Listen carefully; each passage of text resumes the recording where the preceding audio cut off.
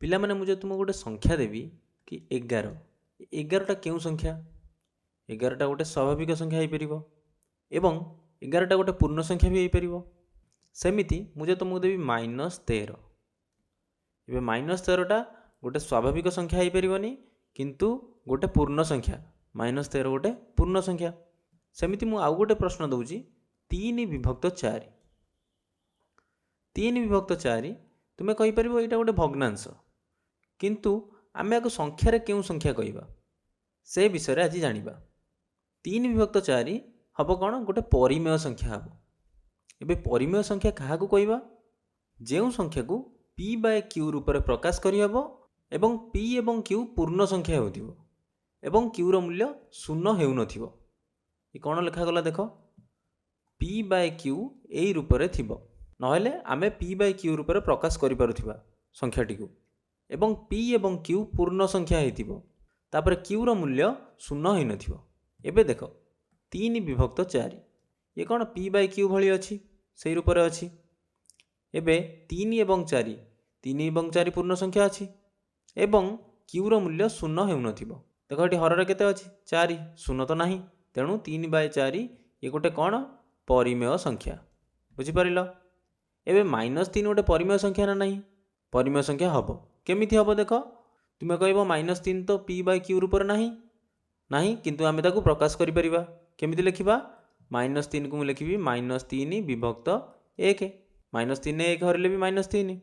ଏବେ ଏଠି p ଜାଗାରେ କେତେ ଅଛି? -3 ଏବଂ q ଜାଗାରେ ଅଛି 1, ଏବଂ -3 ଏବଂ 1 ଉଭୟ କ'ଣ? ପୂର୍ଣ୍ଣ ସଂଖ୍ୟା।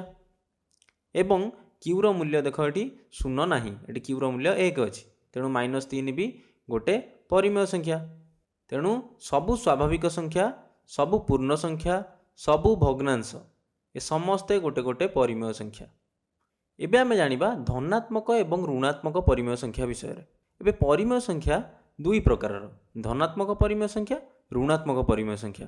ଦେଖ ଧନାତ୍ମକ ପରିମେୟ ସଂଖ୍ୟା ଆମେ କାହାକୁ କହିବା? ଆମେ ପରିମେୟ ସଂଖ୍ୟାକୁ କେମିତି ଲେଖୁଛେ? p/q ଏଇଭଳି ଲେଖୁଛେ। p ଏବଂ q କ'ଣ ହେଇଥିବ? ଧନାତ୍ମକ ହେଇଥିବ, ନହେଲେ କ'ଣ p ଏବଂ q ଋଣାତ୍ମକ ହେଇଥିବ।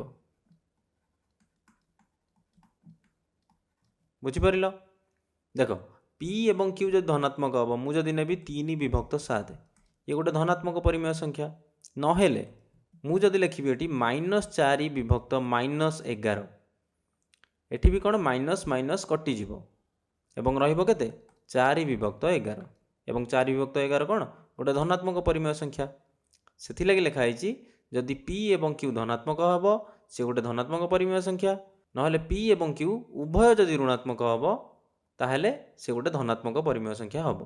ଏବେ ଆମେ ଜାଣିବା ଋଣାତ୍ମକ ପରିମେୟ ସଂଖ୍ୟା ବିଷୟରେ। p/q ଏଇଭଳି ଆମେ ଲେଖୁଛେ ପରିମେୟ ସଂଖ୍ୟା। ଏବେ p ଏବଂ q ଉଭୟରୁ କୌଣସି ଗୋଟିଏ ଯଦି ଋଣାତ୍ମକ ଥିବ ତାହେଲେ p/q ଗୋଟେ ଋଣାତ୍ମକ ପରିମେୟ ସଂଖ୍ୟା ହେବ। ଦେଖ ଆମେ ଉଦାହରଣ ନେବା -3/8। ଏଠି ଦେଖ ଲବ p ଅଛି -3, pଟା ଆମର ଋଣାତ୍ମକ ଅଛି, ତେଣୁ ଏ ପରିମେୟ ସଂଖ୍ୟାଟି ଋଣାତ୍ମକ ପରିମେୟ ସଂଖ୍ୟା। ଯଦି ମୁଁ ଆଉ ଗୋଟେ ଉଦାହରଣ ନେବି -11/7, ଦେଖ ଏଠି -11/7ରେ ବି p ଅଛି କ'ଣ? ଋଣାତ୍ମକ। ଆମେ ଆଉ ଗୋଟେ ଉଦାହରଣ ନେବା 7/-8, ଦେଖ ଏଠି q ଅଛି ଋଣାତ୍ମକ। p ଏବଂ q ଉଭୟରୁ କୌଣସି ଗୋଟିଏ ଯଦି ଋଣାତ୍ମକ ଥିବ ତାହେଲେ ଯାଇକିନା ସେ ପରିମେୟ ସଂଖ୍ୟାଟିକୁ ଆମେ କହିବା ଋଣାତ୍ମକ ପରିମେୟ ସଂଖ୍ୟା। କିନ୍ତୁ ଯଦି p ଏବଂ q ଉଭୟ ଯଦି ଋଣାତ୍ମକ ରହିଲା ତାହେଲେ ସେ କ'ଣ ହେଇଯିବ? ଧନାତ୍ମକ ପରିମେୟ ସଂଖ୍ୟା ହେଇଯିବ, ଏଇ -4/-11। ଏବେ କହିଲ ଦେଖି -7 ଇଏ ଗୋଟେ ଧନାତ୍ମକ ନା ଋଣାତ୍ମକ ପରିମେୟ ସଂଖ୍ୟା? ଆମେ କେମିତି ଲେଖିପାରିବା -7କୁ? -7/-1, ନହେଲେ ଆମେ ତାକୁ ଲେଖିପାରିବା କ'ଣ? 7/-1। ଏବେ ଦେଖ -7/-1ରେ p ଅଛି ଋଣାତ୍ମକ, ତେଣୁ ଏଇଟା ଗୋଟେ ଋଣାତ୍ମକ ପରିମେୟ ସଂଖ୍ୟା।